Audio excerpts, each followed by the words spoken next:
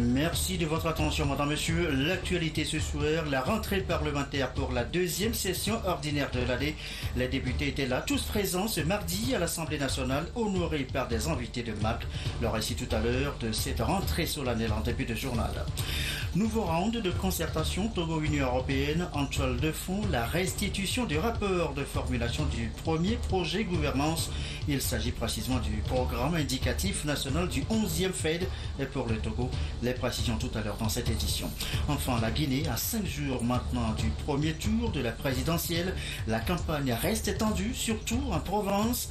À Conakry, pendant ce temps, on prône, vous allez le voir, le dialogue avec des modérateurs sur le terrain. Voilà, madame, monsieur, le sommaire, bienvenue. Voici le journal.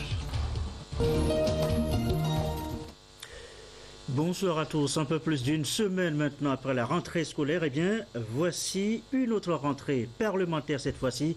Elle s'est déroulée ce matin devant des hôtes, les présidents des parlements de la sous-région, chaleureusement accueillis, vous allez le voir, par les élus togolais et Sherpan Bandoulir, visiblement tous présents et dispos pour cette deuxième session ordinaire de l'année ouverte en présence du Premier ministre du corps diplomatique, Pierre Soussouko et Mia Balou. Pour l'ouverture solennelle de cette deuxième session ordinaire de l'année 2015, l'Assemblée nationale togolaise est honorée par la présence des présidents des parlements frères du Gabon, du Bénin, de la Guinée-Bissau et du Niger. 25 ans après le discours de la Baule, la démocratie en Afrique a fait du chemin et le dialogue interafricain est une perspective incontournable pour la faire avancer davantage. Le Bénin et le Togo partagent la même histoire, les mêmes cultures, 91 députés au Togo contre 83 au Bénin, qui échangent de façon permanente leurs expériences en matière de pratiques démocratiques et de débats contradictoires. La démocratie est, à bien des égards, un ensemble de règles et de comportements qui permettent de résoudre les contradictions dans le respect et l'estime de l'autre. Elle est la promesse que des hommes libres et égaux, travaillant ensemble, tout en gardant leurs convictions, peuvent se gouverner d'une manière qui serve et qui préserve l'aspiration de tous à la liberté, à l'égalité des chances et à la justice sociale. Et à voir et à entendre ce qui se fait ici et maintenant au Togo, je mesure déjà le chemin parcouru et je nous en félicite tous ensemble. Monsieur le Président, Mesdames et Messieurs les députés, Mesdames et Messieurs, comment pourrais-je conclure mon propos sur la bonne pratique démocratique, sur les vertus de la tolérance, du dialogue et de la paix, sans adresser à son Excellence, Monsieur Faure Gnassingbé, Président de la République du Togo, toute notre admiration pour sa contribution inestimable à la construction de la démocratie, à l'effort de paix et de stabilité dans notre sous-région. Sous son leadership éclairé, le Togo, votre pays, a amorcé de profondes mutations politiques, économiques et sociales, et je me devais de le saluer et de lui rendre hommage au nom du Bénin. L'Assemblée représentative du Niger a été installée pour la première fois en 1958. Elle compte 113 députés qui, au gré des péripéties de l'histoire, ont toujours coopéré avec leurs confrères du Togo dans le contexte du Conseil de l'Entente, de l'UEMOA ou de la CEDEAO. Je voudrais rappeler que l'amitié entre nos deux pays doit beaucoup à celle de deux hommes, de deux condisciples dans un centre d'instruction de l'armée. Je voudrais nommer les généraux Gnassingbé Aïdema et Séni Kounché, dont je salue ici très respectueusement la mémoire. La qualité des relations qu'entretenaient ces deux hommes à la tête de chacun de leurs États a pallié à l'absence de frontières naturelles entre le Niger et le Togo.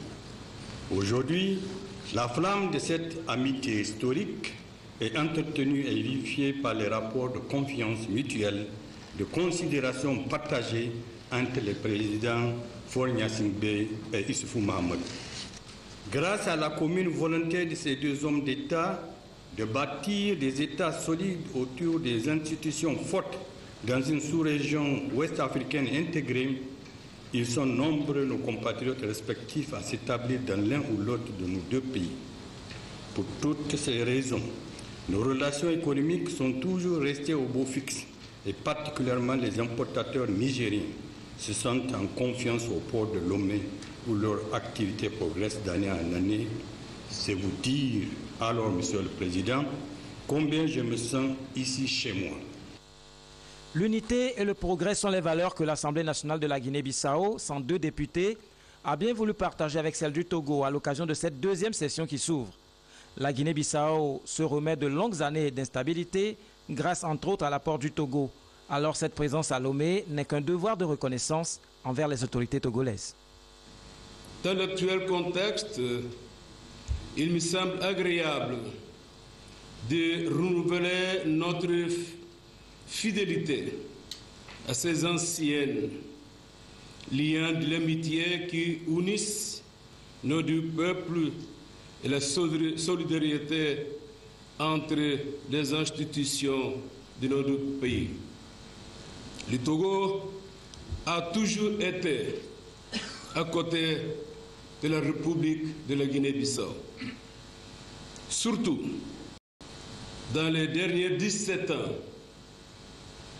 Premièrement, dans la guerre civile qui a frappé tristement notre pays entre 1998 et 1999, c'était le protocole de Lomé qui a actionné l'accord d'Abuja permettant la restauration de la paix et de l'ordre constitutionnel chez nous, Guinée-Bissau. Je saisis cette tribune pour saluer et féliciter Monsieur le Président Faure Gnassingbé pour son engagement constant à la cause de la paix, de la solidarité et du développement de nos deux pays, soit au niveau bilatéral, soit dans le cadre multilatéral de l'UMOA, la CEDEAO et l'Union africaine. Entre la CEMAC et la CEDEAO, la coopération est aussi en marche. Au-delà de cette approche interrégionale, le ciment et le fertilisant du partenariat interparlementaire entre Lomé et Libreville résident dans les actions que mène le groupe d'amitié Gabon-Togo. Je ne puis résister à l'envie d'exprimer le vœu de voir la dynamique relationnelle qui prévaut entre nos deux institutions, pérenniser la tradition pour la maintenir aussi fructueuse que possible par-delà le passage des hommes et parfois avec celui-ci les affinités personnelles. Il serait souhaitable que celle-ci, c'est-à-dire cette flamme interparlementaire qui nous anime, s'attachât aux échanges entre députés comme elle s'attache si bien aux cérémonies protocolaires. Qu'il s'agisse de séjours immersifs ou de colloques pour débattre ensemble des questions qui nous interpellent, nos élus gagneraient à se fréquenter abondamment.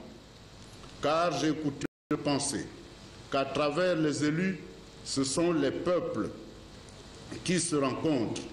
Ce sont les peuples qui minorent ainsi la part d'ignorance et des malentendus ambiants qui pourraient exister entre eux. Or, l'intercompréhension n'est-elle pas toujours déjà un gage d'enrichissement mutuel?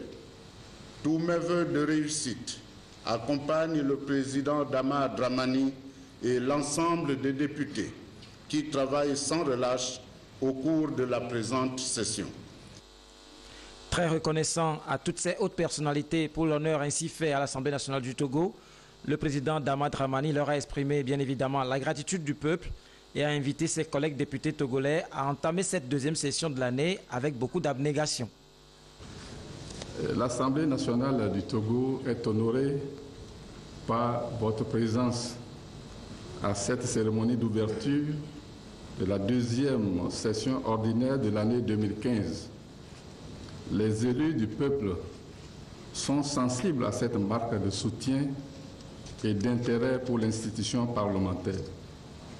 Nous considérons en effet votre participation de constance et de qualité aux séances inaugurales du Parlement comme des occasions privilégiées de communion sincère avec la représentation nationale dans le souci d'œuvrer de concert avec vous pour le bonheur du peuple togolais. Le Parlement togolais partage la même vision que vous, Monsieur le Président, sur la nécessité de renforcer encore davantage la diplomatie parlementaire, bilatérale, mais aussi à l'échelle régionale et continentale. Nous souhaitons profiter de votre séjour à Lomé pour poursuivre avec chaque délégation les échanges de vues préalablement entamés à différentes occasions sur les sujets d'intérêt commun et les défis qui engagent nos institutions. C'est aussi avec joie que je salue la présence parmi nous de Monsieur le Premier ministre Selam Komi Klasso, qui vient à l'hémicycle, son ancienne maison, pour la seconde fois depuis sa prise de fonction.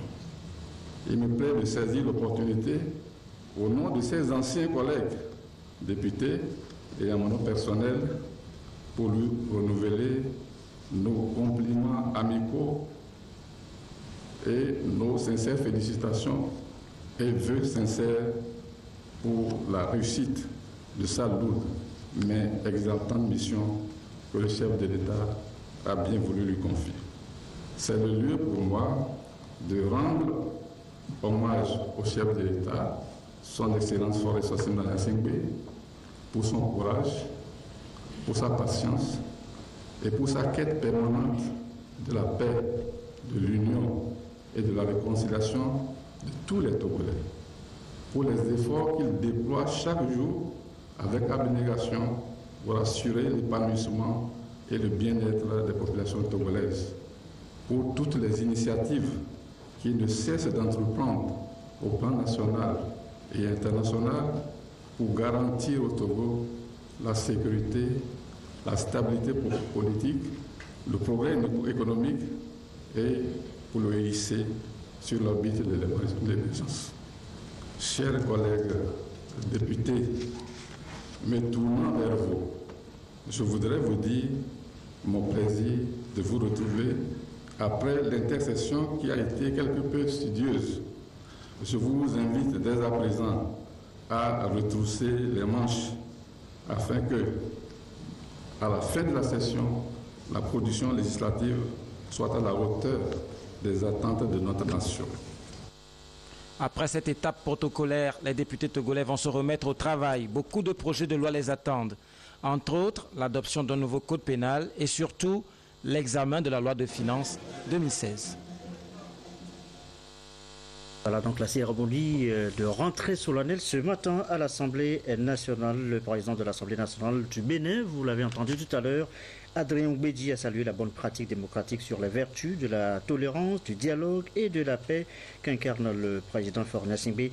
Il a salué par ailleurs sa contribution inestimable à la construction de la démocratie, à l'effort de paix et de stabilité dans la sous-région. Il a salué également les initiatives du président Faure Gnassingbé dans la construction d'un Togo fort et prospère. Je signale aussi dans la foulée qu'en marge de cette cérémonie d'ouverture de cette deuxième session ordinaire de l'Assemblée nationale, eh bien, le président Dama Dramani a eu un entretien avec son homologue béninois Adrien Ngwedji au centre des échanges, l'approfondissement des discussions sur la coopération parlementaire entre le Togo et le Bénin.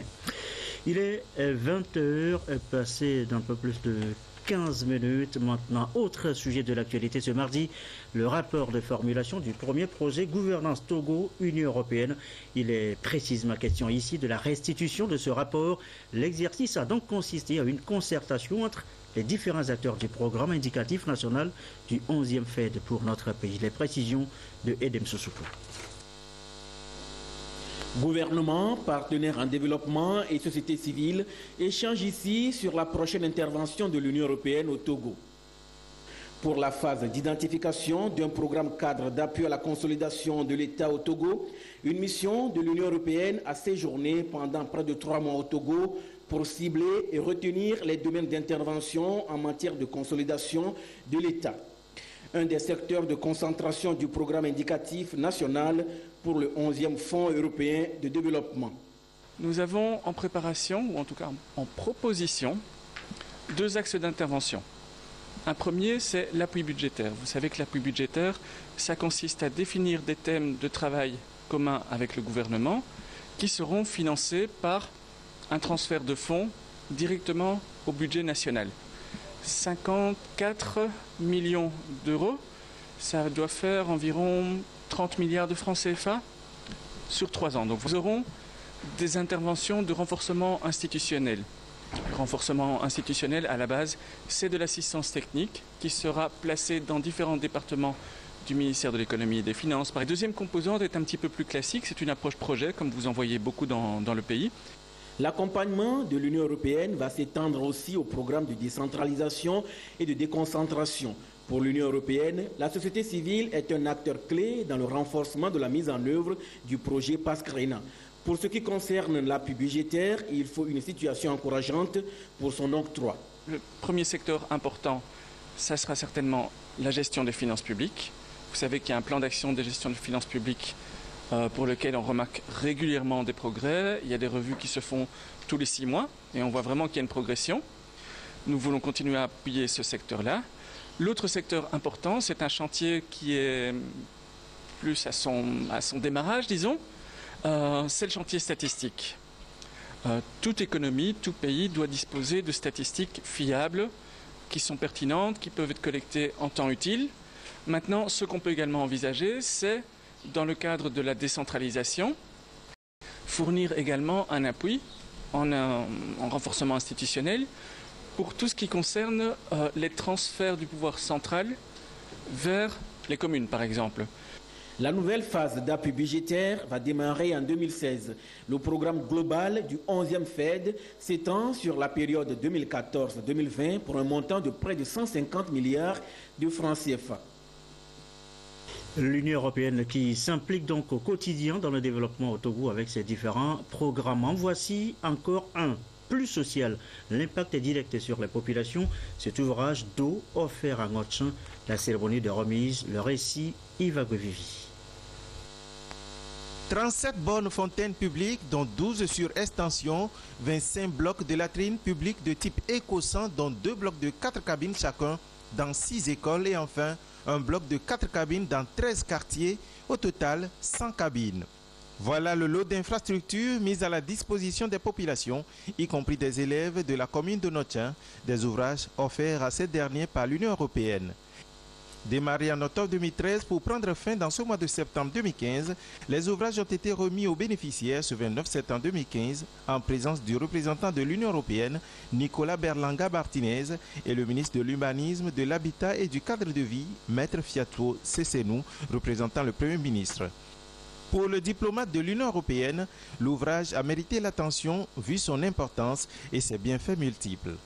Aider à fournir des services de base liés à l'eau, liés à l'assainissement, c'est une grande priorité pour nous dans ce travail d'accompagnement que nous faisons avec le gouvernement du Togo. Donc être ici ce matin, de voir la participation des quartiers, de savoir que dans les quartiers il y a eu un processus d'élection des représentants pour gérer ce type d'infrastructures. Pour le ministre Fiatou Sessenou, cette réalisation est la preuve de l'attention que porte le gouvernement togolais au bien-être des populations. Le gouvernement est très soucieux de la vie de nos populations, dans les zones rurales que dans les zones urbaines. Et les activités, les infrastructures, les ouvrages qui sont réalisés ici, là, en sont les illustrations évidentes. Financé à plus de 145 millions de francs CFA, le projet dénommé Projet eau et assainissement de Notchin a permis d'effectuer des études d'approfondissement du volet eau, hygiène et assainissement du plan de développement communal de Notchin, ce qui constitue un outil de planification de la commune. Des agents communaux, des enseignants et membres de comités de développement de quartier ont été également formés sur la gestion et l'entretien des ouvrages. Outre l'eau, des projets mis en place cette fois-ci par le gouvernement au Togo, des projets qui ont des impacts aussi sur les couches sociales. Les exemples sont là, Légion, Provonat, Fayet, FNFI et ses différents produits et j'en passe. Question ce soir, ces différents projets qui visent une auto-prise en charge des bénéficiaires. Ces différents projets, vous disais-je, renforcent-ils la cohésion sociale dans notre pays? Des éléments de réponse avec Paul Danzinsou.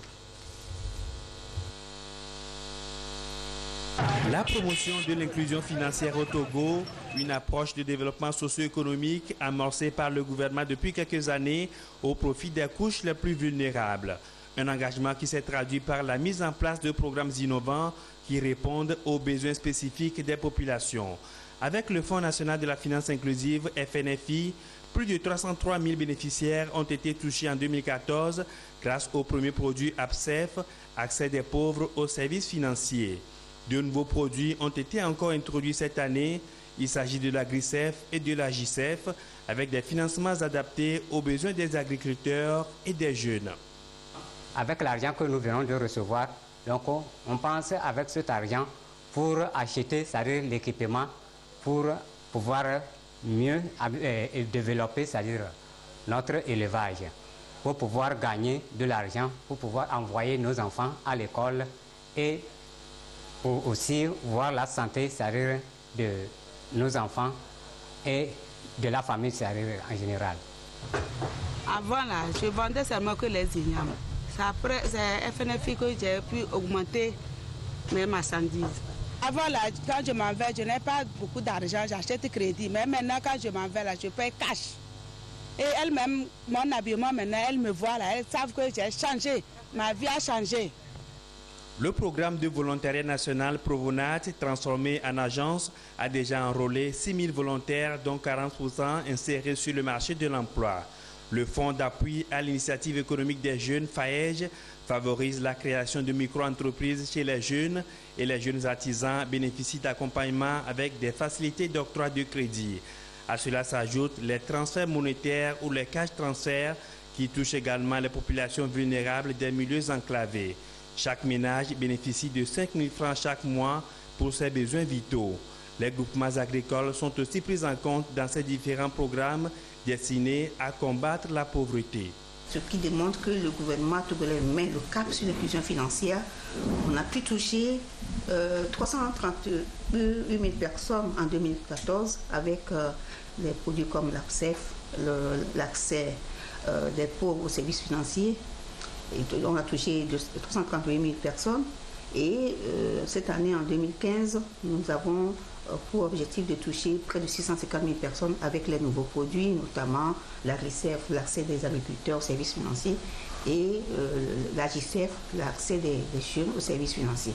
Tout cela démontre à quel point il est important de créer des conditions les meilleures pour assurer la promotion des activités génératrices de revenus qui permet d'augmenter ou bien d'améliorer le niveau de revenus des populations vulnérables.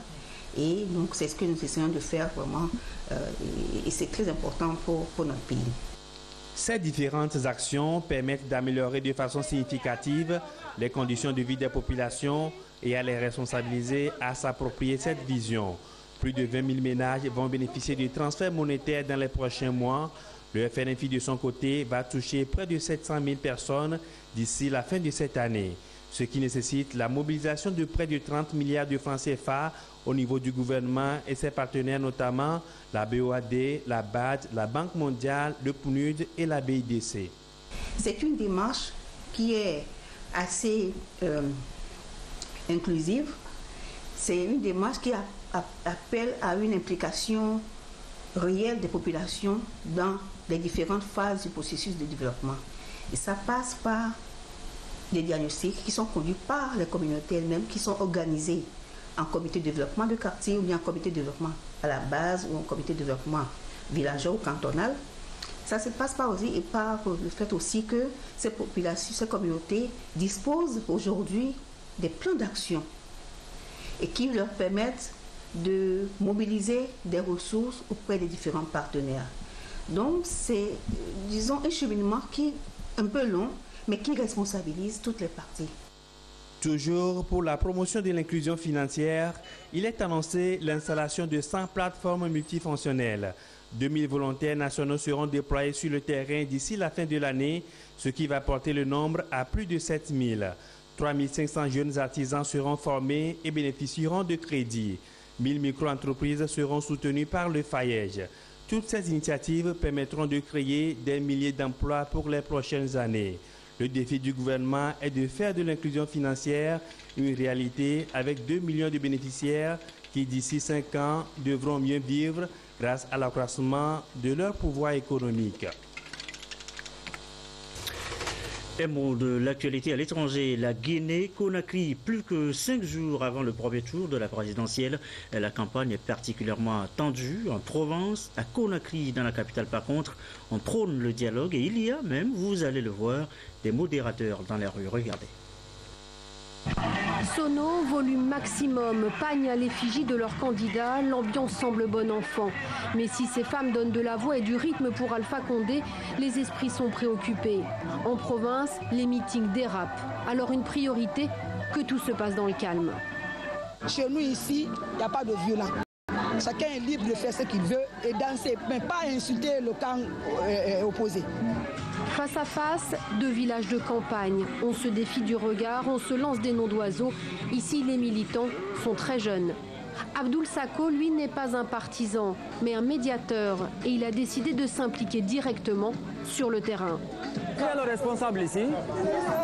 Responsable. Ok, vous allez bien? Ça va très bien. Avec ses collègues, ils prennent note des discours des candidats, veillent à ce que les débats ne tournent pas autour de l'ethnie, un risque réel pour ce scrutin. La société civile doit s'engager, surtout nous les jeunes cette fois-ci, on est engagés. Nous ne comprenons pas la démocratie comme une question d'identité. Nous ne comprenons pas la démocratie comme une question de guerre entre vous là-bas. Mais de quoi vous êtes capable pour nous? Car entre les appels au report du scrutin et l'ambition affichée du président sortant de gagner au premier tour, l'heure n'est pas à l'apaisement. Rédaction du journal satirique Le Lynx. Ici, on grime le président, on caricature les clichés des opposants. Mais en cette période de campagne, la règle est à la prudence. Les reporters font, disent-ils, du journalisme de paix. Il y a lieu pour nous, médias, de jouer un peu notre rôle, notre responsabilité, de faire appel à cette paix dont tous les Guinéens en parlent. Et malheureusement, dans certains discours, on ne voit pas cet appel, parce que tout candidat qui aura perdu l'élection, si militant de manifester, vous voyez les conséquences qui pourraient advenir.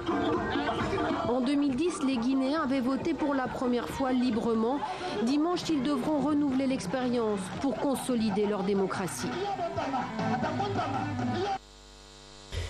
Retour chez nous, ceci va dans l'intérêt de votre santé, le lancement de nouveaux produits, des compléments alimentaires précisément. C'est l'association du bien-être social pour le développement à la base qui est derrière l'initiative. Lucassi, Rachel Aokou. Fini les soucis de santé liés à la consommation de certains produits, et ceci grâce aux suppléments alimentaires résultant de l'ingéniosité de jeunes Togolais. Des produits naturellement fabriqués à base des éléments biologiques.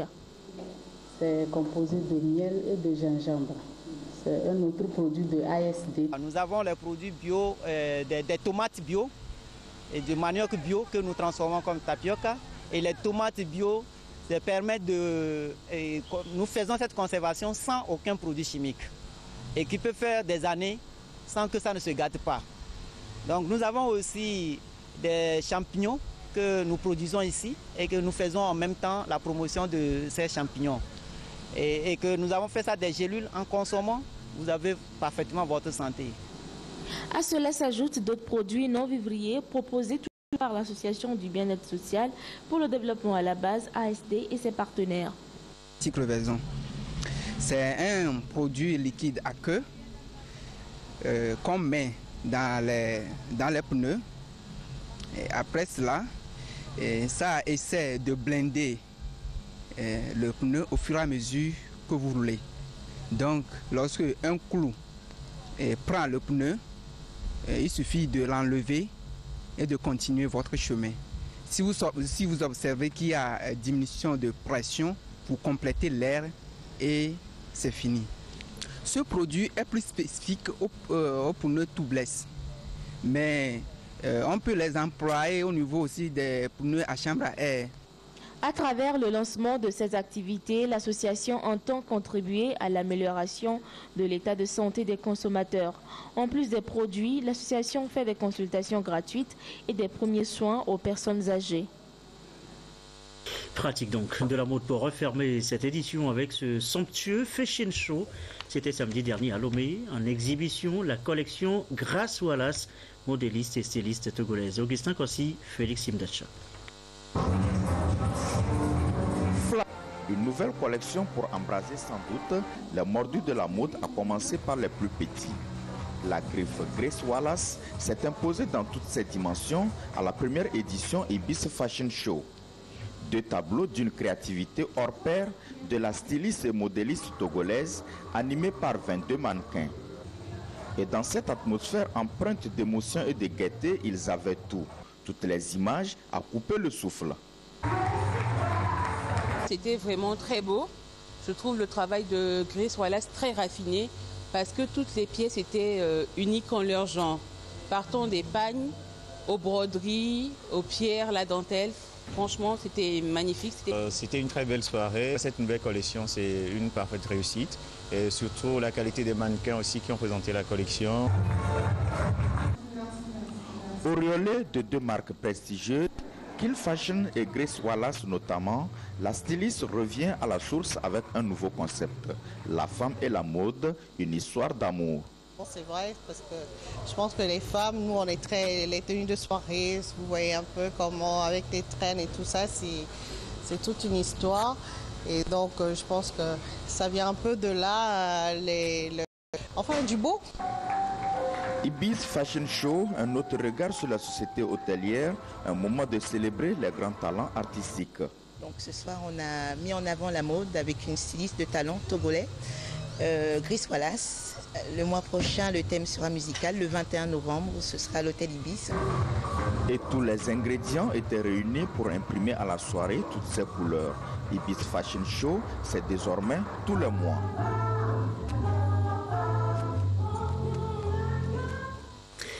Voilà, c'est donc tout en beauté que se referme cette édition. En rappel, sachez que c'est parti pour la 2e session ordinaire de l'année à l'Assemblée nationale. Rentrée solennelle, vous l'avez suivi en début de journal. Ce matin donc, devant des hôtes de marque, le corps diplomatique, le Premier ministre et son gouvernement.